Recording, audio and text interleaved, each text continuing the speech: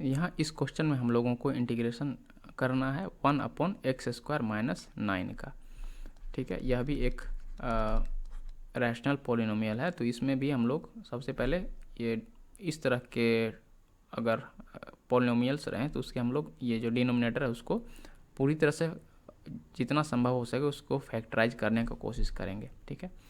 तो हम लोग यहाँ पर लिख सकते हैं 1/x² minus 9 equals to 1/x² minus 3 का स्क्वायर, इसको इस तरह से लिख सकते हैं। इसको लिख सकते हैं equals 1/x + 3 into x minus 3।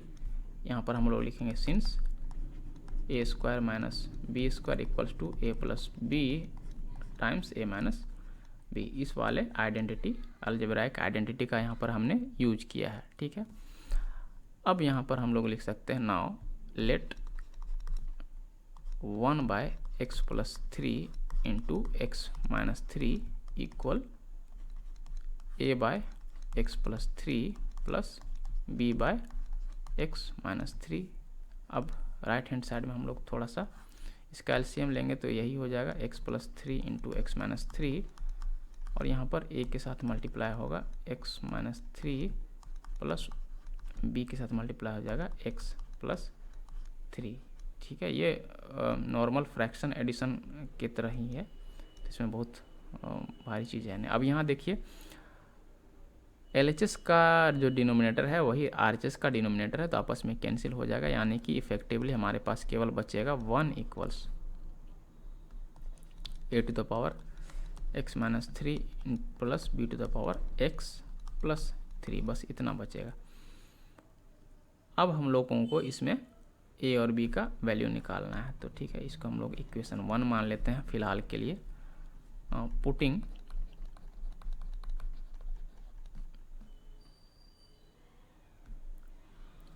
x equals to -3 in equation 1 we get. अब यहाँ देखिए ये जो हम लोग पुट कर रहे हैं x का वैल्यू, ये केवल a और b का वैल्यू निकालने के लिए है। यहाँ ये हम लोग की कोई इक्वेशन वगैरह सॉल्व नहीं कर रहे हैं, ठीक है। x का कोई वैल्यू नहीं निकाल रहे हैं, हम केवल a और b का वैल्यू निकाल रहे हैं, ठीक है। तो इस केस में क्या हो जाएगा, यहाँ हो जाएगा 1 इक्वल्स a -3 है तो x की जगह -3 प्लस b इंटू -3 और +3 हो जाएगा। तो ये हो जाएगा 1 equals a into -6 plus b into 0। यहाँ देखिए b एलिमिनेट हो गया, यानी कि अब केवल a बचा है, यहाँ पर a इंटू -6 है, यानी कि -6a इक्वल्स टू 1 और a इक्वल्स -1/6। यहाँ पर हमें a मिल गया है। Again putting x equals to 3 in equation 1 we get, इसमें अभी x बेसिकली इसमें पहले हम b वाले टर्म को एलिमिनेट किया, अब हम यहाँ पर a वाले टर्म को एलिमिनेट करना है ताकि b निकल सके। हमारा एम बस यहाँ वही है, ठीक है। हो जाएगा a, x की जगह 3 आएगा, 3 - 3 प्लस b, x की जगह 3 यहाँ +3 ही है, ठीक है। ये हो जाएगा हमारा 1 equals a into 0 plus b into 6, यानी कि b इक्वल्स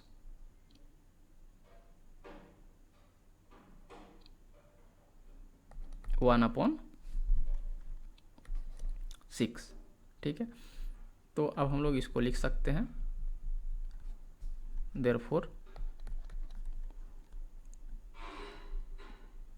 क्या है 1/x² minus 9 equals 1/x + 3 into x minus 3 equals a/x + 3 था, तो a की जगह आ जाएगा -1/6 divided by x + 3 plus 1/6 divided by x minus 3, ठीक है। देयरफॉर हम लोग या फिर यहाँ पर लिखेंगे using the above result we can write using the above result we can write integral 1/x² - 9 into dx equals, इसके लिए हम इसको रिप्लेस कर सकते हैं इससे, ठीक है। हम लोग लिखेंगे इंटीग्रल -1/6 अपॉन ये 6 है भाई x + 3 + 1/6 upon x - 3 into dx। अब वापस यहाँ पर हम लोग जो है दो अलग अलग इंटीग्रल्स में इसको तोड़ देंगे using the properties of integrals. यहाँ हो जाएगा -1/6 into integral dx upon x + 3 + 1/6 into integral dx upon x - 3, ठीक है। यहाँ पर हमने प्रॉपर्टीज यूज किए हैं, उसको लिखेंगे k इंटू एफ यू का integral equals to k into integral of f u, ठीक है, एंड f1u प्लस f2u का इंटीग्रल इक्वल्स f1u का इंटीग्रल प्लस f2u का इंटीग्रल। ये भाई कौन है? रात में क्या मिस्त्रीगिरी कर रहा है? अबे यार,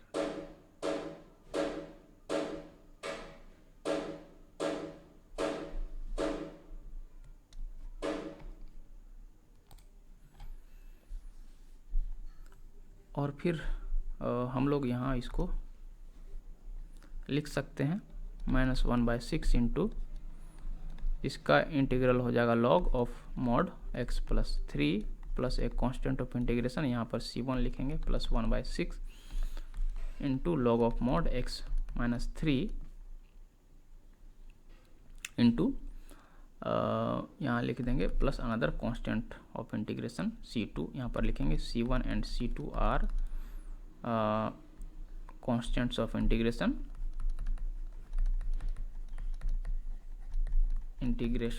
ठीक है। और ये आया कहाँ से? And integral of du upon u equals to log of mod u, ठीक है, and of course plus a constant k होगा। इसका हमने यहाँ पर यूज किया हुआ है, ठीक है। अब इसको बस हमें सिंप्लीफाई करना है। यहाँ पर हम लोग 1/6 कॉमन ले सकते हैं, तो ये हो जाएगा 1/6 कॉमन लेंगे तो ये हो जाएगा log, ये पॉजिटिव टर्म को आगे ले लेते हैं, ठीक है, mod of x - 3 minus log mod of x + 3 और c1 c2 की जगह एक सिंगल c लिखेंगे where c equals to c1 + c2। Basically हम ही यहीं पर डायरेक्ट कंबाइन करके एक साथ c लिख सकते थे, लेकिन बेसिकली ये आइडिया यही है कि दो अगर इंटीग्रल अलग अलग आ रहा है तो दो कांस्टेंट ऑफ इंटीग्रेशन भी आना चाहिए, ठीक है। वो सिंप्लिसिटी के लिए हम लोग एक जगह एक साथ लिख देते हैं, लेकिन बेसिकली उसका मतलब यही होता है।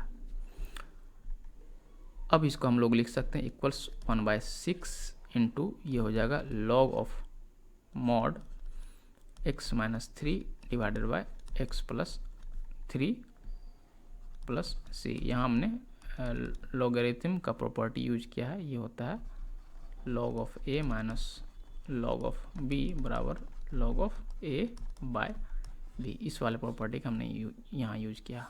तो ये हो गया इस क्वेश्चन का सॉल्यूशन। अब यहाँ देखिए, इसको हम लोग डायरेक्ट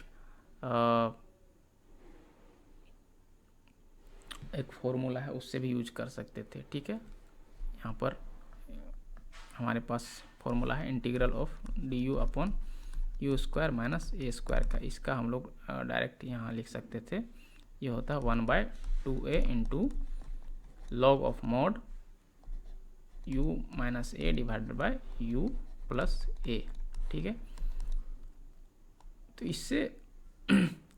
इससे भी डायरेक्ट आ जाएगा, ठीक है। यहाँ u की जगह x² है और a² की जगह 3² है, ठीक है। तो ये हो जाएगा 1/2 अगर हम इसको इस तरह से ट्रांसलेट करें तो ये हो जाता 1/2 into log of mod x-3 divided by x+3। इससे भी आपका ये आ जाता, लेकिन चूँकि हम यहाँ पर इंटीग्रेशन बाय पार्शियल फ्रैक्शन कर रहे हैं इसीलिए हमने ये मेथड यूज़ किया। बेसिकली उसमें भी वही रिजल्ट आएगा। तो ठीक है, ये था इस क्वेश्चन का सॉल्यूशन।